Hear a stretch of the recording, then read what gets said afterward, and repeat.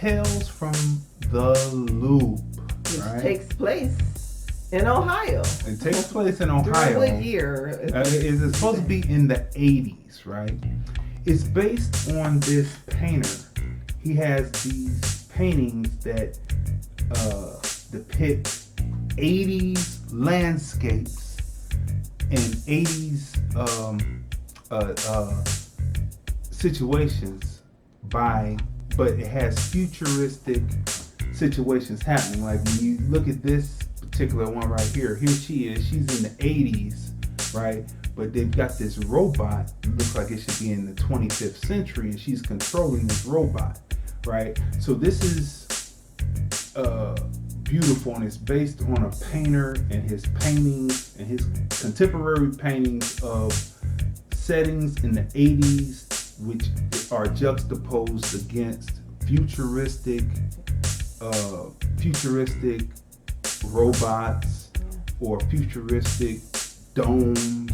And you look at the paintings and you say, so they took this and they developed this story each story is developed from off of the paintings that this guy did. It's very interesting. Amazon's original series, Tales from the Loop. So let's go through the cast real quick, because it's an ensemble cast, and what happens is each episode introduces you to another character, which the next episode picks up with that character, introduces you to another character, it picks up with that character, introduces you to another character. Isn't that creative? Very creative. Very creative. Right? Very creative. And each one of these people within this world of the loop have their own situations in their own worlds that take place that affect the other people in the world indirectly, right? The loop is something that's futuristic that a scientist developed. He found these pieces and he started to build this sphere with these pieces, and the whole factory is built around the loop, and the loop is able to move in the future, in the past, and very interesting storytelling. The first episode, the woman meets herself, and that's all we're going to say. We're not going to go into how she meets herself, so that's not a giveaway. But she meets herself, and the stories move on from there. Each story is different, and so let's go through the cast real quick. Starring Rebecca Hall, she plays Loretta. Jonathan Price plays Russ. Paul Schneider, he plays George. Nicole Law, she plays May. Duncan Joyner plays Cole. Daniel Zagadri plays Jacob, and Jacob's story is the saddest. It is a sad story. Saddest story. Sad story. So sad. There is treachery in this. My God. There's deceit. There's betrayal within the various episodes. It's a great watch. It's a psychological look at human nature, right? And how human nature can fail when you most need it to be upstanding and outstanding. And then how about so much power being in the hands of two teenagers and the outcome? And the outcome is still playing out in the later episodes. Yes, so you definitely, this is a great show. Okay, also starring Tyler Bernhardt. He plays Danny Jansen, and he's on the other half of that storyline that we're talking about with him and Jacob. They're friends. Ato Estado, he plays Geddes.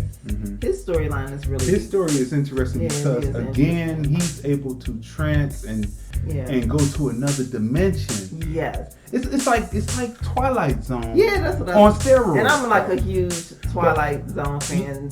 What is it, New Year's Eve? Yeah, they always show the marathon. The New Year's Day. Unlike Twilight Zone, where the stories stand alone for that half hour. These stories stand together. They intermix with each other for that hour. You see these characters in the other episodes, and then you see their stories. They have to do with the loop. Go ahead. John Cortagianera plays Alex. Lauren Whedon plays Kate. Abby Ryder Fortson plays the young Loretta. She did a great job too. She's in episode 1, the little girl. Jane Alexander plays Kira. Leanne Lee plays Zoo. A huge ensemble. Huge ensemble. Because each episode, like I said, it connects. Okay. Yeah. So let's go. They can find that for themselves. Okay. So look. The landscapes that they use with the CGI and the green screen, beautifully done. Yeah. Everything, and how they pull off the 80s is that it's in a part of Ohio where there is a lot of wooded areas. Yeah.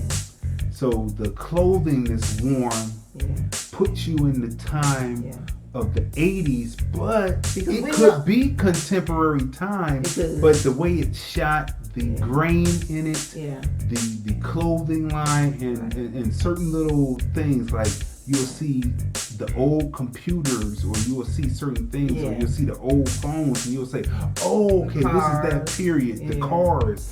And go ahead. We know it doesn't take place in Northeast Ohio. We know that. Based on the landscape and the terrain. Right? Yeah. So it's definitely in the thicket, it's in the woods, it's in the forest. Yeah. Small town. Yeah.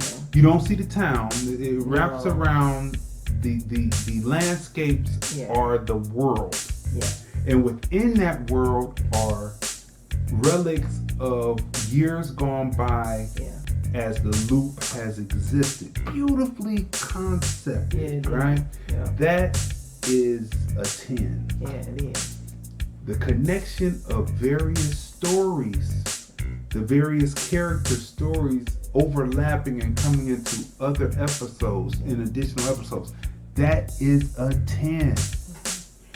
The arc of characters within the hour episodes, and when you see human nature being played out, you know what I'm saying, that's a 10.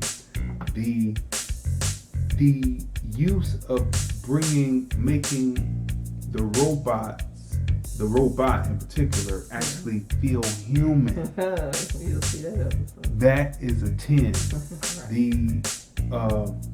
It's complex. It's psychological. Yeah. It's cerebral, but but the pacing is such that you don't get bored, and you're sitting there like, oh my God, this is some good stuff. Yeah. That is a 10, right? And this one particular episode just really stands out to me, and it is extremely extremely heartbreaking. And the writing is really incredible. Yeah. The dialogue between the characters, right? Yeah. The use of placing certain people in certain character choice of what nationality will be used to tell this story. Beautifully done. Multicultural cast. Multicultural cast. Small little town, you know. Yeah. And you see everyone represented in this town, right? Everyone, yeah. So I mean, everyone has a storyline. Everyone has a storyline. Yeah, they're not just background. Right? Yeah. Well, of course you're gonna have some background, but you know. I mean, well, you see all people mixed up in the background, but I'm just saying. It's really diverse. Really diverse. And in every episode, there's like, and every ethnicity is represented. That's right. Every episode. And they have a storyline. They're a major player. They're not just like somebody in the background or walking across the street. Right. Yeah. Exactly. Right. So people, all that, we gave you that, all that is a 10. So what would you rate Tales from the Loop?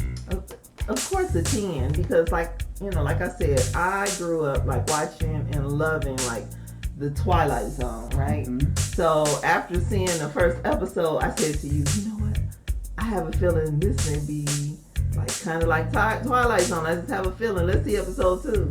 Right. And then we just started watching each of the different episodes, and I was not disappointed at all, you know? So I'm definitely a 10, because I love like the different stories when you're taken somewhere else. Like your imagination, you know, is just like bended. I mean, it's not just the usual regular storyline. Like you said, it's very cerebral, right? Very cerebral. And it's just, I hate like lazy writing, right? It's okay sometimes when these different movie studios remake a movie, sometimes, but like kind of like enough with that. I love original content. Original content. I love it, right? And I love when they do biographies, right? So like the Straight Outta Compton book is a biography. Yeah. Mm-hmm. Right, stories like that, you know. But you know, some remakes are just meant to be left alone.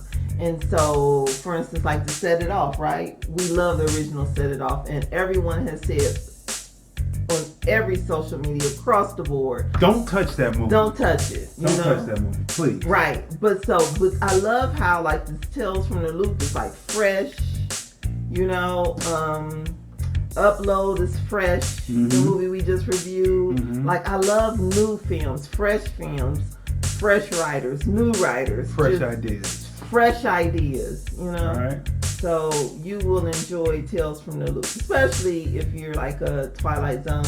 And what's the other show? Which we're getting ready to talk about, Amazing Stories. Oh, Amazing Stories, right, which is great too. But it was another one. I didn't watch it as much because it came on later when I was a little girl and I didn't get a chance to watch it. But it was similar to the Twilight Zone. I can't think of that show now. Mm-hmm. But yeah, in that vein. So you give it a 10. Definitely. That's right. So I also give it a 10. It is well worth watching. It's great television during the COVID-19, right? That's Amazon. Now, another